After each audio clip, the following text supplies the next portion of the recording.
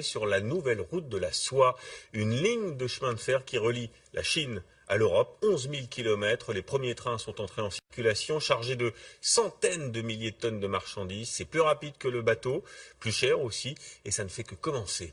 Justine Veil avec Marine Zambrano et notre bureau à Lyon. Entre la Chine et l'Europe, des centaines de tonnes de marchandises transitent chaque jour.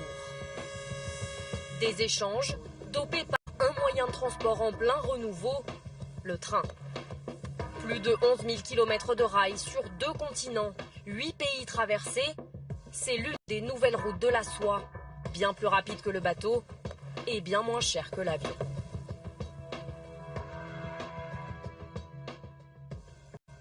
À Lyon cet après-midi, ce train se prépare à partir. Direction l'Allemagne, première étape du voyage vers la Chine, où ce container sera livré dans un peu plus de 2 semaines. À l'intérieur, 20 tonnes de produits chimiques français pour une usine de fabrication de plastique. Aujourd'hui, 6 trains par semaine partent vers la Chine quand 12 arrivent en Europe. La volonté de la Chine, c'est à horizon 2020-2022 d'avoir une 50aine de trains de Chine vers l'Europe et autant en retour. Le trajet va durer entre 18 et 22 jours. C'est le principal avantage du ferroviaire, la rapidité. En bateau, c'est le double, 35 à 45 jours en moyenne. L'avion est encore plus rapide, 3 à 5 jours seulement.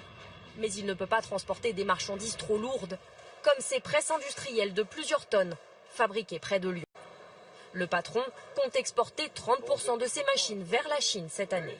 Nous en avons 1, 2, ici la 3e, 4 et 5 au fond. Il utilise le train depuis le mois dernier et il en est sûr. Grâce à ses temps de livraison réduits, il sera plus compétitif.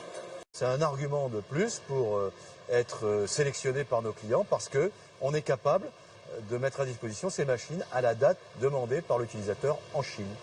Mais s'il est plus rapide que le bateau, le train est aussi plus cher.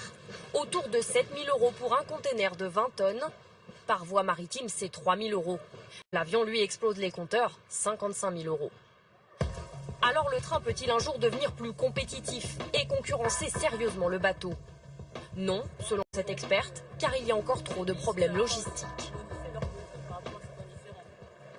Il y a une question de standard de rails. Ce n'est pas un réseau homogène et ça demande des ajustements logistiques, y compris des changements de rails entre certains pays. Donc aujourd'hui, on est quand même encore au balbutiement de ce réseau eurasiatique ferré.